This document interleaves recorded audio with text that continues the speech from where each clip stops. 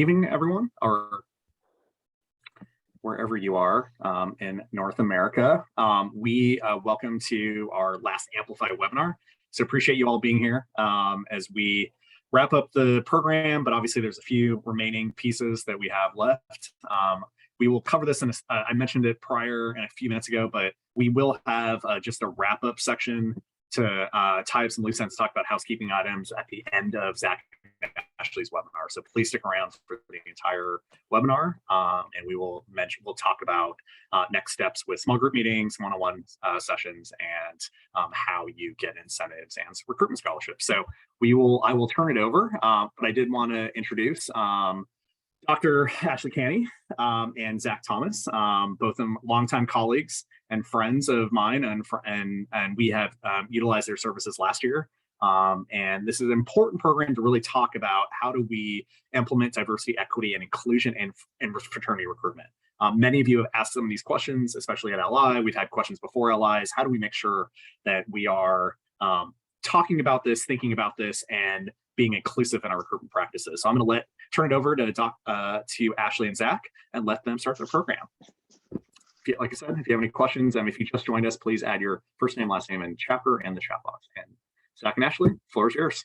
Hi, good evening. I'm Dr. Ashley Canty, and really excited to be here with you all. I've known Dominic for years, met when we were both fraternity sorority advisors on campuses in Illinois. And so really excited to be here with you all tonight. And so I'm going to turn it over to my colleague, Zach, so that he can introduce himself and get started. Yes. Thank you, Ashley, and definitely thank you, Dominic. I'm Zach Thomas. I go by he, him, his pronouns. Definitely excited to be here. Just a little bit about myself. I am a fraternity man myself, a member of Alpha Phi Alpha Fraternity Incorporated, but also definitely was a fraternity advisor as well as a on-campus advisor for a number of years before moving to now a nonprofit doing diversity, equity, and inclusion work. I'm extremely excited to be here with you all as we talk about this important topic, especially within fraternity recruitment. And so what I want to preface this is, if you have any questions, please don't hesitate to use the raise hand feature on Zoom, but also feel free to utilize the chat. And if you don't feel comfortable utilizing the chat or raising your hand to speak out, please feel free to shoot either Ashley or I anonymous questions or comments that you might have, and we can read those out loud. So let's get started. So as a result of attending this webinar, we ultimately want to do several different things: understand, recognize, define, and develop. So first, understanding that diversity, equity, and inclusion and belonging from a fraternity lens, recruitment lens.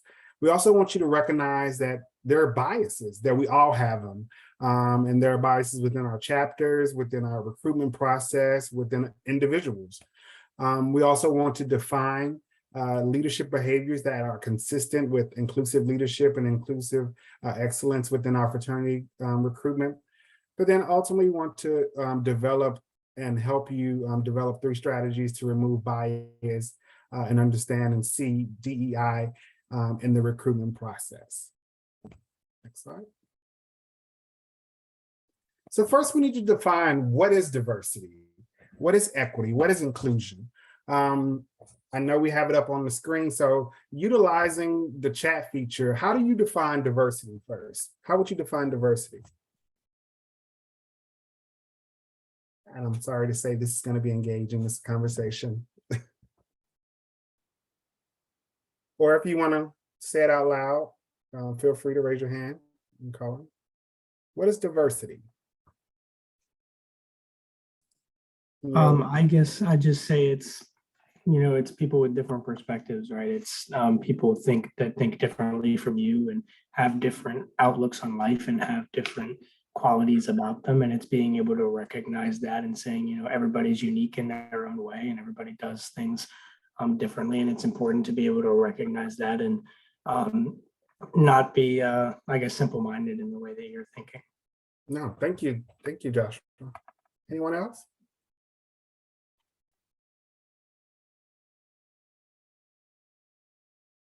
Diversity, when you hear it, I know it's been a buzzword for at least this past 2 years.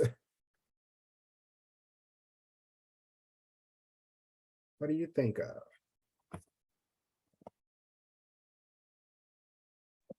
Maybe just the ways that make people unique and the ways that give people variety rather than a whole group of the copy pasted same person.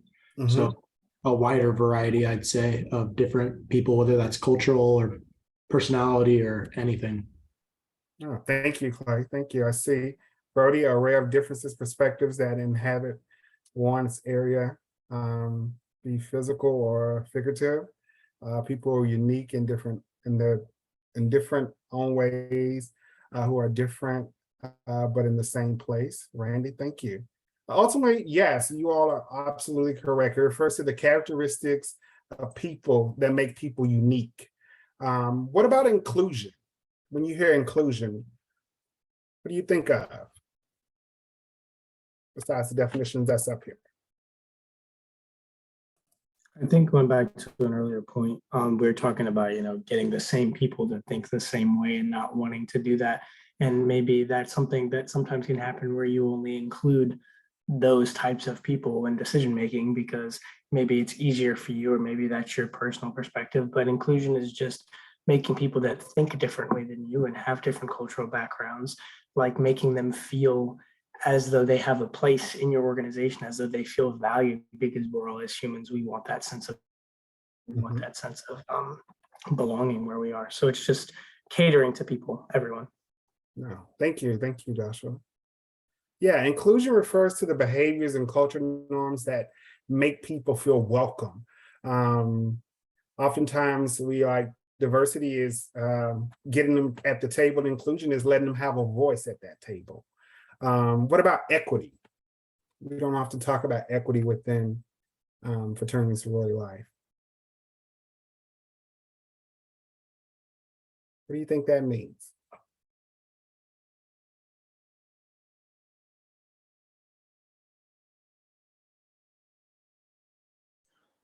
By give everyone a chance to excel within something. Thanks, Nick. So it refers to the fair and respectful treatment of all people, making sure they have access, making sure they feel heard. Yes, thank you, Rose. Making sure that they have the ability to come to the table. That's equity, regardless of their differences, regardless of who they are. And then ultimately, belonging is the coin of the term that's coming out now for, especially within fraternity sorority life. It's refers to an individual's and collective sense of acceptance into a group or a community. So it's not inclusion, but it's mostly like I can come and feel and be my authentic self. I feel like I belong here. I feel like I could not put up a facade or assimilate to a different culture, but I feel like I can be authentically myself, regardless of how I show up. And so that's a sense of belonging. Next slide.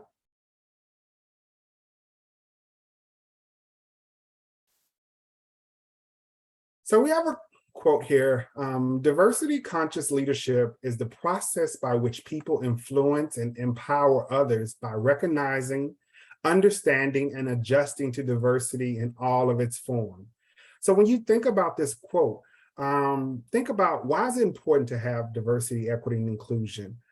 We need to think beyond ourselves about who we are and who we want to, excuse me, be as members of our chapters, as members of our organizations, as members of our communities.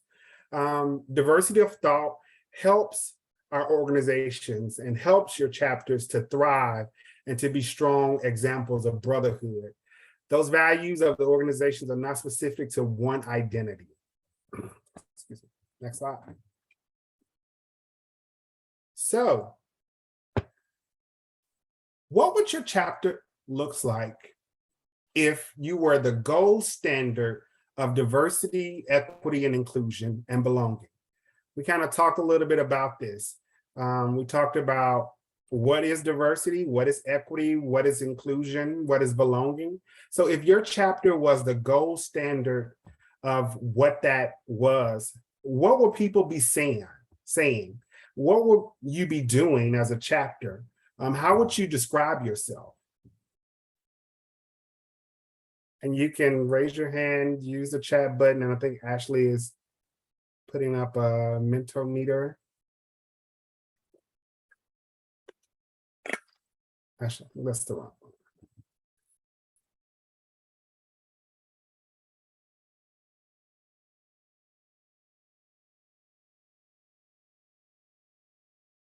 So yeah, here we go. Thank you. You can go to either this site or type in this code. But how would your chapter be described if you were to be the gold standard for diversity, equity, and inclusion? So think about what would other chapters, other members, other individuals on your campuses say about your chapter? What would they be doing? What would you be doing to be the gold standard? And how would you describe yourself to those individuals you're recruiting?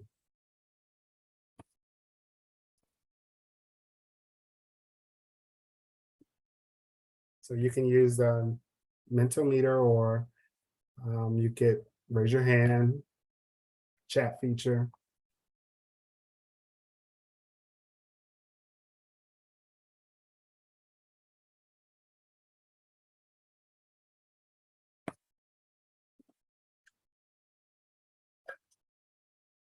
Okay, so we have those guys truly are for the people. The fraternity takes anyone who has a quality character, not just because they believe and look a certain way. Okay.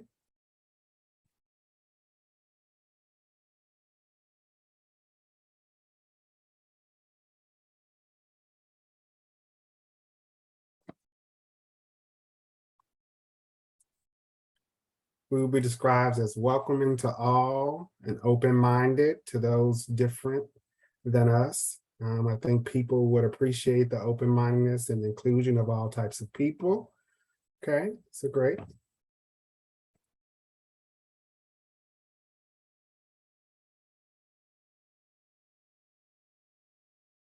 Welcoming to all, but actually go and show it, not say it. Okay, thank you, Josh.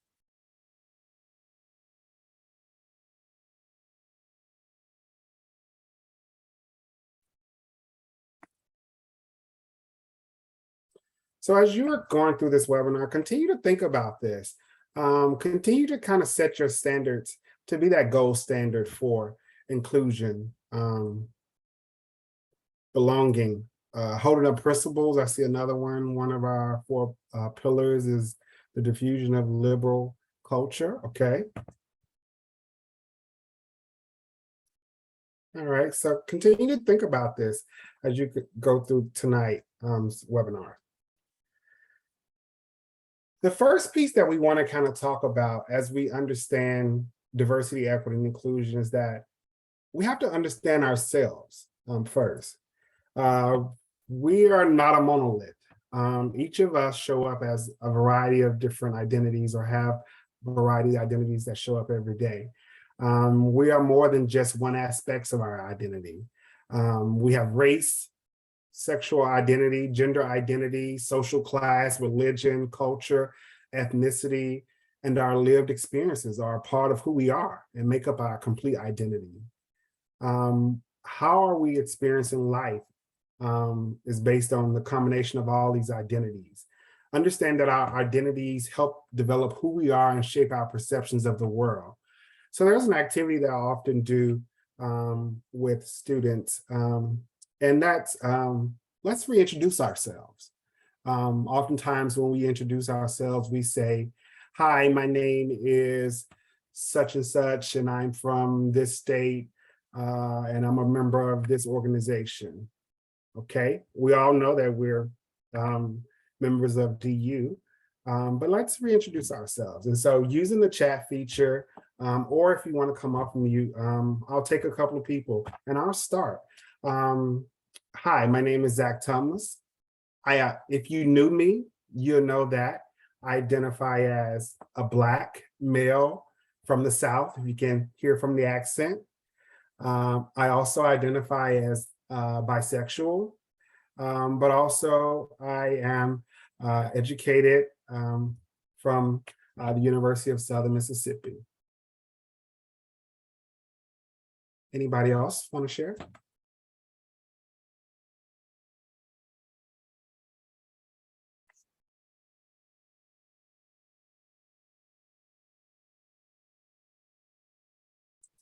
I'll share. Hi, I am Ashley Canty. I am a Southerner. My pronouns are she, her, hers. I identify as cisgendered, heterosexual. I identify as a sorority woman. I'm a member of Zeta Phi Beta sorority. I am able-bodied Christian, Black, and class, I would say, I guess middle or upper middle class. And English is my dominant language. Thank you, Ashley. And I guess in true millennial fashion, I identify as a dog mom too. So that is a significant part of my identity at this point.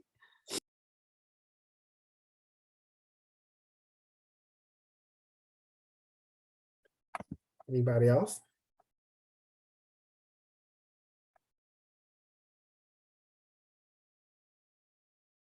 Not all at once.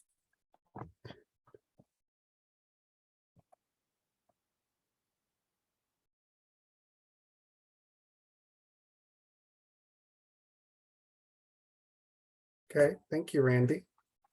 So we have Randy. I am an able-bodied Mexican-American from Las Vegas, Nevada. I'm someone who is open to learn new things. Thank you, Randy. I appreciate you for sharing that.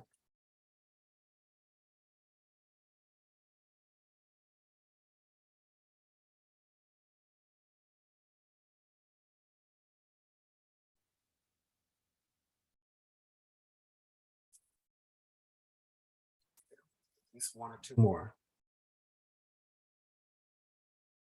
Okay, Brody.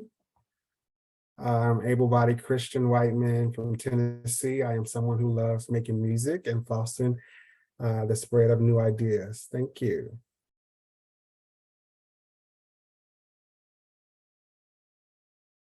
Anyone else? Joshua. I'm from ATL, but live in Virginia. Ethnicity is Italian Puerto Rican, and I speak English and Spanish. JR, Catholic white man from New Jersey. I'm someone who values education and is proud of my Spanish Italian heritage. So as you can see, we're multiple identities. We're not just one thing.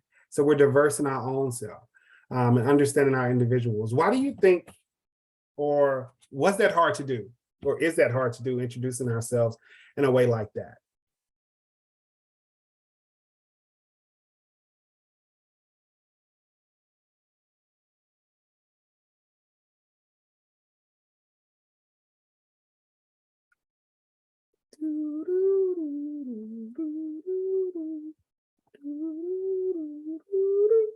I think it takes some gutsy people to do it first. Yes. Thank you. It does. And it takes us being vulnerable. Think about those individuals who are going to be walking in your organizations or getting to know you all. They're showing up as themselves and being their authentic selves. And so you're going to have conversations to get them know beyond the outer appearance, because we're so much deeper than that. I think I saw a comment in the chat. I think it's hard to identify all aspects of yourself concisely and presenting it to a group of people comfortably. Yeah, it could be. And it sometimes takes vulnerability for us to do that as well. Next slide, Ashley. So as we understand ourselves, we also have to understand that we talked a little bit about bias and how we as individuals have them. We all have biases. And so what are biases? Biases are tendencies, inclinations, or disproportionate weights in favor of or against an idea or or thing. It can be within a group, out of a group. So understanding that we all have them regardless of who we are. They can be innate or learned, and they're deeply ingrained in who we are as individuals. They can be automatic or unintentional. They can influence our behaviors. They can oftentimes pose stereotypes on individuals. And so understanding that, as we said, they can be conscious or unconscious, implicit or explicit. And everyone, again, has biases.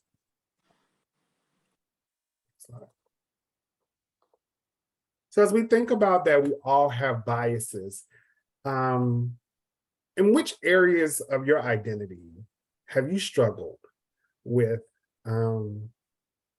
towards bias?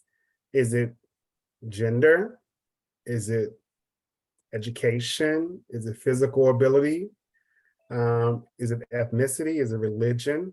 I think for us to move forward past and understanding bias, we have to understand that we have them. We have to be able to acknowledge that. And so, in which of the areas of identity have you struggled with as it pertains to bias the most towards you as an individual?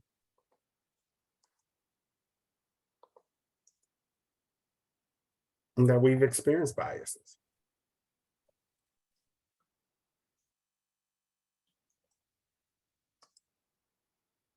If you're having a hard time logging on, you can also, like I said, use the chat feature. But in which area of your identity have you struggled with bias the most towards you?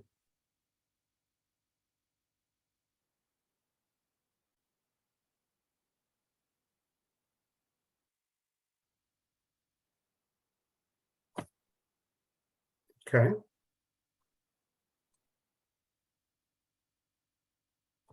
Joshua talks about the age, because I'm a younger age bracket in my class. Yeah. Religion, bias due to the fact I choose not to do certain things due to my beliefs. Yeah, that's a good one.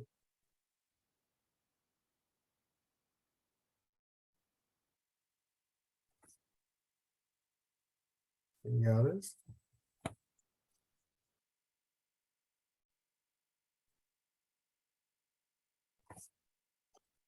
There's definitely bias towards fraternity men, that we're not concerned with education and party animals, ethnicity, religion.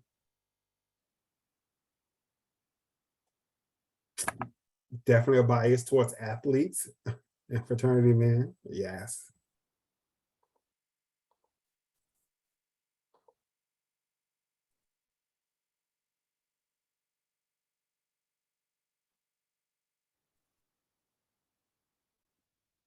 So in understanding that, let's kind of flip it around. In which area of identity have you struggled with bias the most towards others?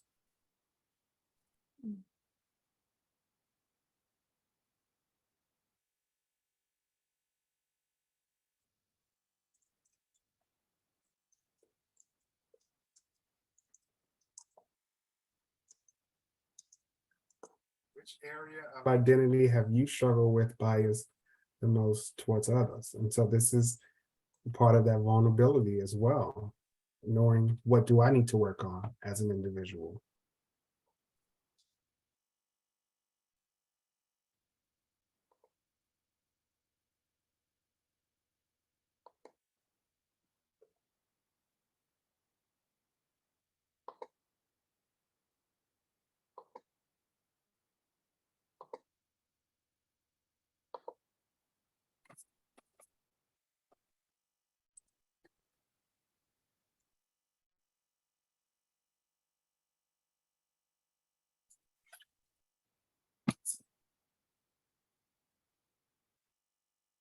Mindful of time. So in essence of time, just think about that.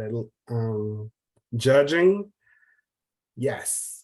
And I'm a big J myself. And definitely have to struggle. I struggle with that sometimes as well, judging others for things I wouldn't do. Work ethic, yes. It was great.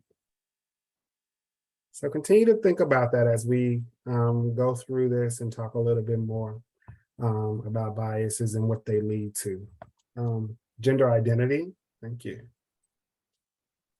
And pronouns, thank you for that honesty.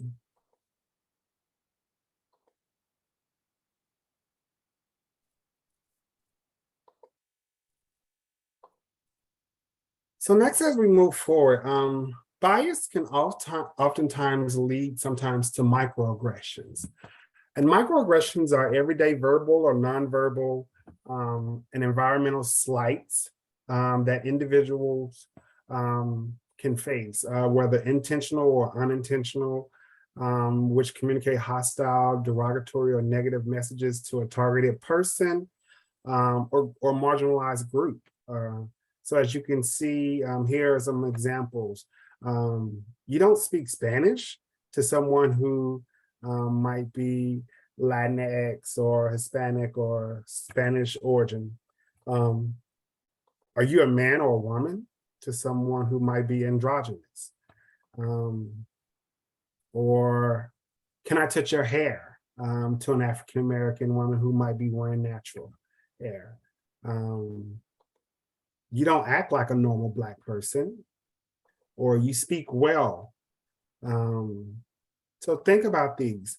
There are oftentimes what I like to call innocent ignorance. It's not something that you're doing intentionally, but it could be innocent, but it's just something that we need to be mindful of, especially as you're going through recruitment and having conversations with different individuals who might be interested in your organizations. These are oftentimes one of the biggest setback is going through or experiencing microaggression. Next slide.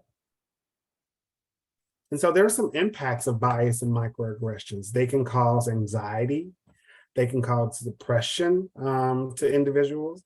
They can cause perceived stress, anger, frustration, oftentimes shame, embarrassment, sometimes imposter syndrome for individuals who might be going through the recruitment process, or even your own brothers if they experience those. Fatigue, disencouragement, or oftentimes feeling powerless or invisible during these kind of processes. So understanding that these things hurt, especially if they're not addressed. And as you are going through this process, be mindful of those brothers who might do it, because you don't want to have the bystander effect. We want to be upstanders and making sure we address this as it comes into play. So some things to do to overcome bias and microaggressions. One is individual intervention. So make sure you develop an honest awareness of your own biases and prejudices and stereotypes. Understanding who you are and how you show up.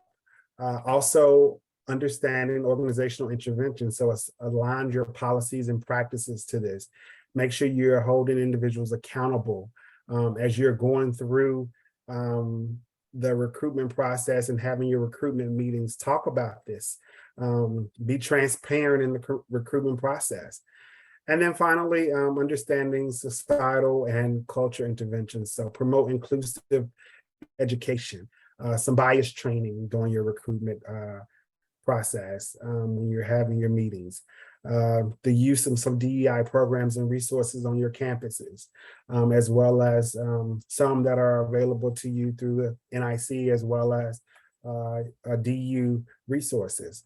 And then also utilize institutional organization resources to build a diverse network and support system. So have individuals come in and talk during that process to educate them about diversity, equity, and inclusion. And so now I'll turn it over to Ashley. Thank you. So one of the things that's really important in thinking about is how we value inclusion in our chapters. And so really thinking about belonging, as Zach said before, it's a far greater force oftentimes than diversity. And so really thinking about how we connect and give people a community, right? Like fraternities are a space for community. It's where I think a lot of times when I used to work on campuses and we talked about sorority recruitment, it would be like, where would you, if you left your jacket somewhere, where would you want to go back and get it? Where do you feel most comfortable? And it can be different for different people, but fraternities do create a sense of belonging. I'm sure you've heard about statistics and data that talk about the retention rates of fraternity and sorority students, but also just how alumni give back. And so there's a real sense of community. There's resources and access to those resources when you think about job searching and graduate school and just building yourself as a person, engaging with those other campus networks. You have opportunities to do that, as well as really thinking about what your community needs. How are you equitable in building those networks and providing those resources to people? And then also organization expectations. The character of individuals is the foundation of membership selection. So what qualities are you looking for? What questions are you asking? Move beyond some of the very surface level things, but really asking them, why is it that you want to join? What is it that you're looking for? And let them know what it is that you offer. Each chapter on a campus offers something different. Even within your organization, chapters are going to have different personalities. So what is it that you offer? How do you create that sense of belonging? What programs are you a part of? Philanthropies, all of those things that help to build your network and your engagement with the people around you. And so as you start to think about your roles and your chapters, we really want to focus on inclusive leadership, right? So we know who we are. We've talked about our identities. We know that bias exists and that we all hold some form of bias. We also know that we have to do things a little differently to get different outcomes and really want to focus on creating community. And so if you think about leading your chapter through these next few weeks or months of recruitment, as I know the concept of continuous recruitment is so important to fraternities and being able to continue to grow as an organization, you want to demonstrate a value for that. So attending this training, attending trainings on campus. You also want to empower others. Who in your chapter needs to be challenged about this? Who in your chapter is passionate about this? How do we engage in those conversations? And then also thinking about other resources on your campus that'll be important. As you think about what your teams need as you go out to recruit and what your IFC may need on your campus, really think about how you all can lead the way in that through inclusive leadership.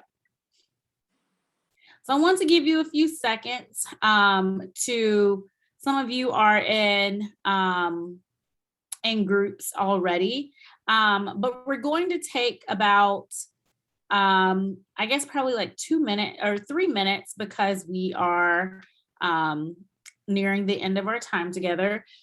So take a few minutes and with the people that are in your chapter that might be on here or just by yourself and jot down a few of these answers to these questions. If I'm able to do some, I don't know if I can split people into groups. Let me see. Let me see if I can do that. We will probably put you into groups if I'm able to do that with my. Yeah, Ashley, I made you co-host, so you should be able to split them up on Zoom. All right, so we're gonna split you all up into groups, and then I will post the questions to the group. And so we want you just to spend some time thinking about these. So you probably won't be in groups with anyone that you know, which is also a good thing because you may be able to get some new people. So we're going to do breakout rooms. I think there are 32 people, so we're going to do 5.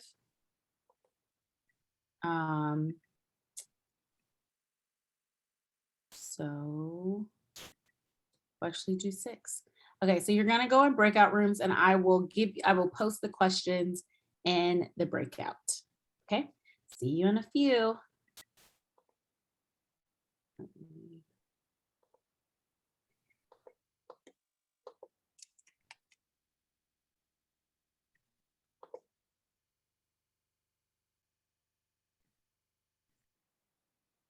And then facilitators, you can come back into the big room if, so Zach and Dominic, if you don't want to be in the small rooms.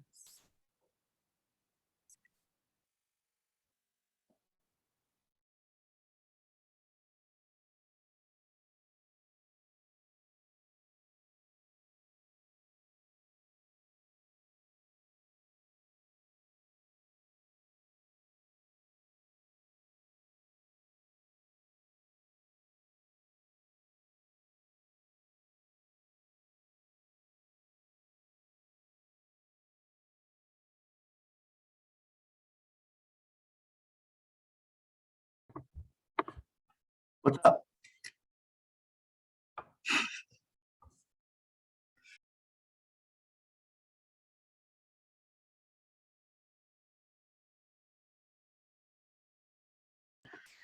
What's up, John? How's it going, Zach? What the hell? Why is this not working? There it is. Can you hear me? I can't hear you right now. My computer's being dumb. You can't hear me? Oh, try now. Okay. Yeah, I can hear you. Should get that first question go. The awkward silence is so much fun.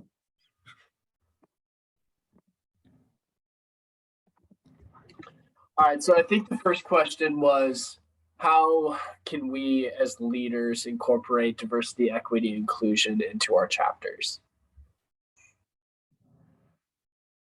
I guess I'll go first. We actually have a multicultural center on campus that you can rent out large groups of large groups, and you can have events there. So every semester we have at least one in the big room there, to try to get a big group of diverse people to come to our events. That's awesome. Thank you for sharing, Jacob.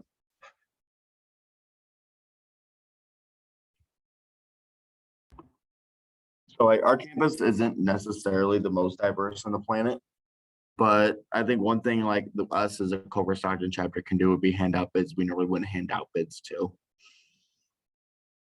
Is like taking a little leap of faith that normally we wouldn't take to promote some diversity / inclusion across our chapter and across some borders we normally wouldn't cross.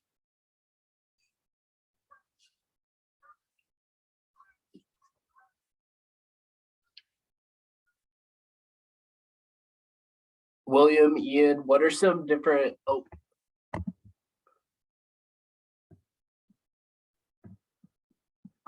okay.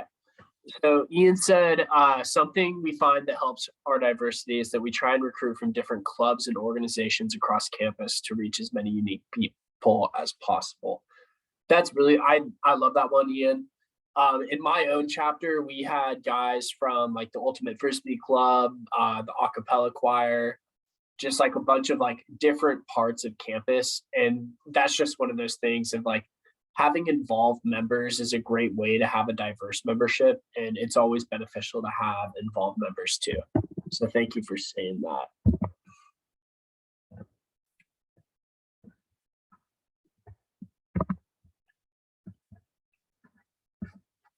I guess this kind of goes along with the different organizations. We also have guys that work all over in different parts of the campus, and they also like bring coworkers with them. So that's kind of similar to the organizations, I guess.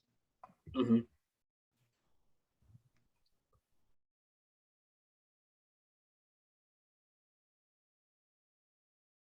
I think that's a fair point because I know on campus we have Alpha, Phi Alpha, Black Student Union, and the Kappas. So I mean, yes, doing some mixes with some of the like the Divine Nine fraternities isn't a bad option either. If trying to bridge some gaps and promote some diversity and inclusion as well. So I think that's a very good point. Crossing that council gap is like a great thing to do. If your chapter hasn't tried that, I definitely recommend that. We did a few mixers with MGC groups, and they were always a good time. I know supporting philanthropies too was good for us. Like that was a way we bridged a lot of gaps there with different groups on campus.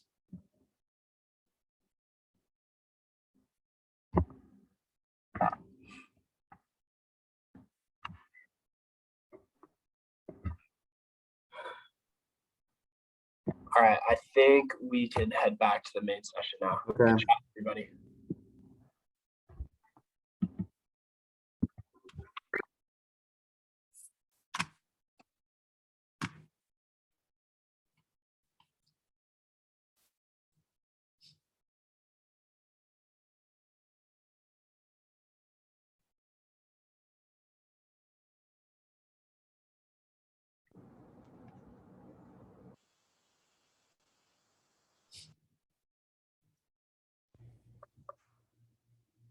Okay, I think everyone is back with us.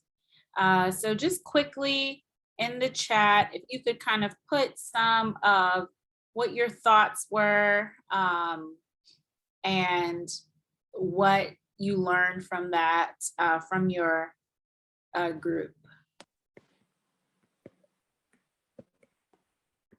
I don't think I'm sharing my screen yet. But yes, please in the chat put, you know, were there any things that you all thought of? Was there anything that came up that was, you know, interesting to you all? Were there questions that you all thought of when you were in your groups?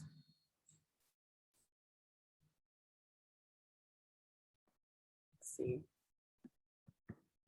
Strategies we have: brothers model being their authentic selves, talk to the students who might not fit in, because after talking, you may find out that they are cool kids. Absolutely, really, you know, I think as we learn more about personalities over the pandemic, spending 2 years not having a lot of people engagement can definitely change how people interact. Doesn't necessarily mean they need to be the most social, but really, I like the concept of like really reaching out to those who might not be as talkative, just to engage them differently. Speaking honest, the way people treat other brothers and how you interact is a good example. Absolutely. It's really hard to, you know, have someone in the chapter that, you know, has treated someone poorly, and really, you know, being able to have conversations about, is that, you know, the reasoning behind having them or not having them. Bridging the gap by partnering with Divine Nine, handing out bids, since the campus isn't the most diverse, so really thinking about that. Partnering with DEI organizations and showing support. Yes, extracurricular, that is super important, is to really think about who on campus is already involved and looking for more to do and figuring out how to leverage that. Deal with any situations where someone is not treated respectfully. Dominic asked a good question about ways to deal with microaggressions and supporting students and being able to do that. And so one of the things that often happens, if you see someone doing a committing a microaggression or even a macroaggression, talking, you know, saying someone doesn't act, insert race, or someone is articulate, typically telling people of color they're articulate is considered a microaggression. So one of the things I like to do is that I often will say, tell me more about that. How did you come to that conclusion? And a lot of times people will backtrack based on what they've said because they realize in that moment that what they're saying is wrong. So being really intentional about that, because like microaggressions are like paper cuts. It happens in little by little. You know, you get a paper cut, use hand sanitizer, your finger's gonna burn. And so microaggressions often create hostile environments for those who are subject to them. So really being conscious about how you confront those and making sure that people are treated respectfully when they are in your space. Establishing a chair for DEI. So yeah, I think those are really good ways. Be very vocal about what that DEI chair needs. Do they need additional training? Do they need support? I was the director of diversity and inclusion for SAE years ago. And one of the things that was really important is supporting that position. What is it that they need? How is it that they can engage? What trainings do they need? What resources? So, speak up and ask for what you need, either from your headquarters staff, your advisors, or even your campus staff, because that's really important that if you're making the commitment to do this, that you have the support that you need. But as always, there's always resistance to change. You go back to your chapters, you're really excited about this program and what you've learned and how to do these things, but there's always reasons why people are resistant to change. And I would imagine the concept of, but we've always done it this way. So people are resistant to change because of self-interest, lack of trust, differing opinions, and a low tolerance for change. The self-interest, if something changes, how does that impact me? What does that mean for me? Am I going to have to do more? Am I going to get less? There's a lack of trust. When your leadership or your chapter doesn't trust you and what you're doing, it's really hard to move things forward because they don't want to do it. So think about how you build that trust. Different opinions. Some people don't even believe that this is an important topic or anything that you all should be worried about. However, how do you show them that this is important and that this only strengthens your chapter? And a low tolerance for change. We've had a lot of change in the last 3 years. Some of the freshmen that are coming to you through recruitment or sophomores have not been in person in school in 2 years. And that is wild to think. I sat through an event a couple weeks ago and a university president was saying some of those traditions and ways of engagement to honor and celebrate our campus were lost because for the last 2 years, our freshmen and sophomores were not on campus. For the last 2 years, our freshmen were not in school, or they were only in there for their sophomore year. So those formative years or their senior year, those formative years of their sophomore and junior years, they missed. So they were in school as a freshman, snatched out, and then back in school as a senior. So as you think about who you're interacting with, remember that for some of the men in your chapter as well, that some of them, this is some of their first in-person type of event. So really thinking about that people might have a low tolerance for change because they're just getting used to what's happening now. And then also thinking about being an ally. Some of you mentioned in some of the strategies that you said, reaching out to different people, DEI chairs, making sure people are treated respectfully, understanding yourself is also a part of that. So making that commitment to recognize inclusion within your chapter is so important. And also, as someone stated, building that network with other student organizations. Those students are engaged and involved in leaders. Think about how you leverage those relationships to build your network. It's also in our interest to end all forms of oppression. So really thinking about how we challenge one another, how we have those conversations around difference. And then lastly, commit to reducing your own complicity. Oftentimes with any change around belonging or inclusivity, it starts with ourselves and it starts at the top. Your leadership has to commit to it. Your organization has to commit to it. Your chapter has to commit to it. And you have to surround yourself with other organizations that want to do this work too. So one, that you feel supported, and two, when things get rough, you're still ready to go on. But as you all have stated some of the strategies, you all know your campuses and your chapters better than I do. And so you all have listed some really awesome strategies that you can take and use, connecting with other organizations, recognizing when people aren't being treated fairly, addressing and challenging those behaviors that aren't conducive to building an inclusive chapter. And so you all have some of the kickoff points for that. And so really excited to see how you're able to take that and move forward. A few things about recruiting inclusively, and some of you have alluded to these. So one, asking questions about brothers beyond the regular hobbies. So ask them where they're from. Why do they love their hometown? How did they, I like to ask sometimes a silly question. If you were a sandwich, what sandwich would you be, and what part of the sandwich and what type of sandwich would you be? I'd be a club sandwich because it has everything, and I'd be the cheese because what is a sandwich without cheese, right? So sometimes it's just a good icebreaker. Asking them, having some of those silly questions to break the ice, to kind of get out there and help people better engage in conversations that go beyond the surface. Now, sometimes things aren't going to go beyond the surface. And so you may not be the right person to talk to them, but think about how you are matching and leveraging the people in your chapter and commonalities. Broadening your network, those other organizations, so important. Connect with faculty and staff. Think about your advisors. Some of your advisors are here to support you as well. So think about how you leverage their expertise. Think about bowling and meal. All of these are really great ways to do this work and to also be able to make sure that you're engaging people. And then challenging bias. Thinking about, do we perpetuate negative group stereotypes? How we make sure that we're not allowing that to happen in our spaces, and that we're being really conscious about our ability to support one another and ensure the fair treatment of not only our brothers, but our potential brothers. And a few final thoughts. It's important to be aware of bias and to challenge it when present. We talked about how we experience bias and also the way that we experience bias towards others. So it's really important to think about how that plays out in our recruitment process.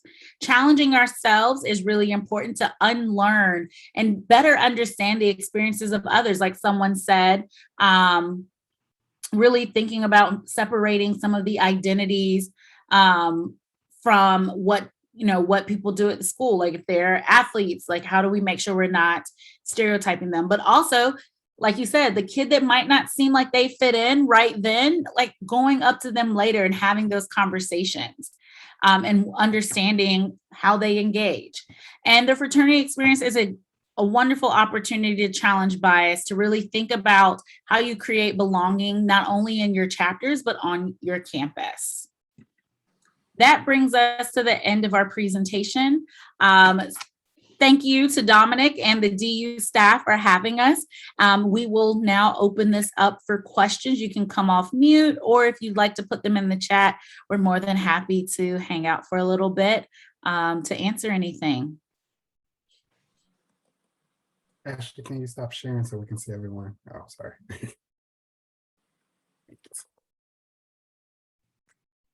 Yeah, so if you have any questions, comments, thoughts, as you begin to navigate the recruiting process or going back to your chapters, please feel free to access.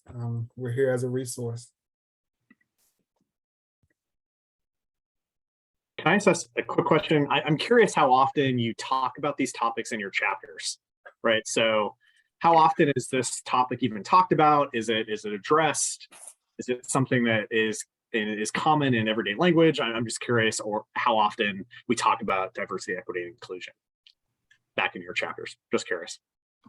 And it's okay to be honest, whether it be never or in some cases when I've talked to chapters about diversity, they start talking about their diversity is geographic diversity, as they have men from Douglas County and Johnson County and Riley County and Sedgwick County, and they're really excited about their geographic diversity. So I'm just curious what you all see in your chapter.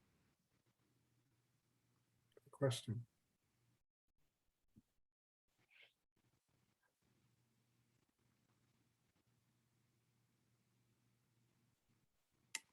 It's part of our chapter identity, but we do a good job of showing that. Okay. We have more brothers from Vietnam than Pennsylvania. Okay. Yeah.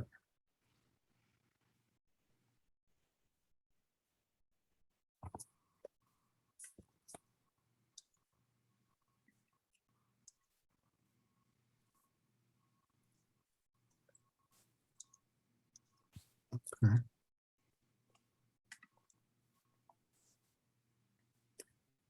Chair, that brings us to a great point, because there is a difference between diversity and inclusiveness. So understanding that you focus more on being inclusive than the diversity piece, that's great as well, because we want everybody to be their authentic selves, to show up, to have a voice, as well. So.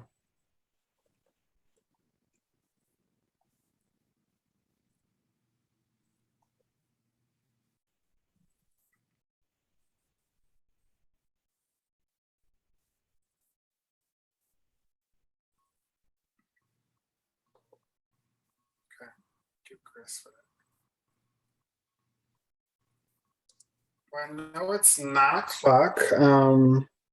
If you have any questions or any comments or need an additional resource, Ashley, can you put our email address in the chat? Please feel free to shoot us an email, or Dominic know how to reach us as well. But thank you all so much for having us. I know there's some other housekeeping stuff that you want to take care of. Perfect. Let's thank Zach and Ashley for joining us and facilitating a fantastic session. So thank you, thank you, thank you. Appreciate all of you. And we are going to do a couple more minutes. I promise I'll keep you for like 5 minutes after this, but I appreciate Zach and Ashley. Thank you for being here. Let's make sure that we continue to have these conversations, whether it be in recruitment, in general chapter life.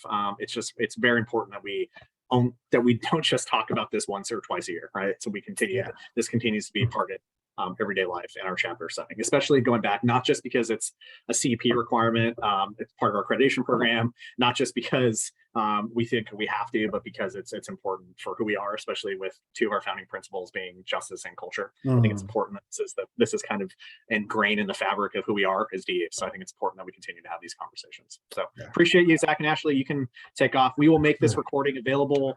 And I will send off a handout that Zach and Ashley created. So I will send that handout off by the end of the week to all of you that are on the call. So appreciate that. I'm going to share my screen real quickly. And then I will let you all take off. I just wanted to, because this is our last time that all of us will be together, I just wanted to share a couple of just reminders about the wrap up of Amplify. So okay, there you go.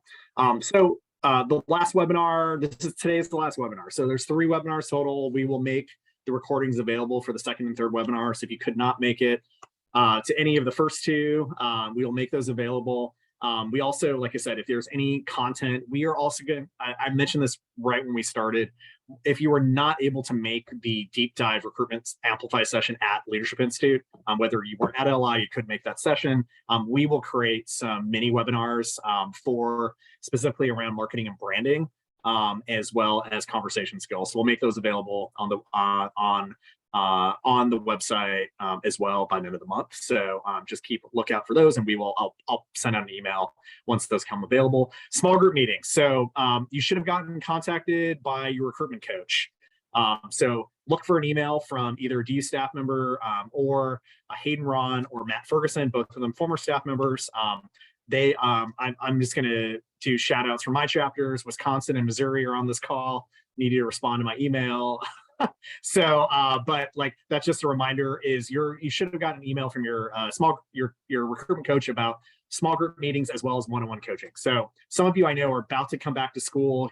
I know I was on a call with a chapter earlier today that guys are like driving back tomorrow. So I understand you're going to be busy. Recruitment might not start for a week or 2, but we need you to just respond when you can about small group meetings as well as one-on-one coaching. So ideally, we want to get both small group meetings done by the end of August. And we also want to make sure, so the first small group meeting should be accomplished by end of this week. And the next one will happen in 2 weeks. We also want to make sure one-on-one coaching happens by August 31st as well. So we can have a little bit of flexibility with that, but we want to just make sure that those things happen to fully complete the program. Just reminders. So we have incentive structure in place for you to meet your recruitment retention goals. So we want to make sure that, so some of the goals, so by participating fully in the Amplify program, we are going to be making recruitment scholarships available for chapters. So that's something that money that comes from our foundation. So we will reach out to chapters once you do your small group meeting and your one-on-one meeting. We'll reach out to you and let you know as long as you participated fully in the program. And then our RLA scholarships and chapter credits, depending on if you meet your recruitment goals as well, and recruitment goals and or your stretch goals, then you will be able to be eligible for RLA scholarships or chapter credits. So that can vary depending on what you hit. Like I said, and how much you hit your goals. But we did send everyone goals this year, so you should have gotten an individual email. If you did not get an email about your recruitment goals, so if you have no idea what I'm talking about when it comes to recruitment goals, please send me an email. My email is green with an E at deltau.org. I can send you a copy of it because I realize we have some chapter presidents on the call right now, some recruitment chairs. We also have a couple chapters that have multiple recruitment people that have been part of Amplify. It's totally fine. We just want to make sure that you have all that information available for you. Your recruitment coach can also give you that information as well. So questions that we have, so this is our last webinar. I told you I wanted to keep you no more than 5 minutes. Any questions? If you did not put your first name, last name, and chapter in the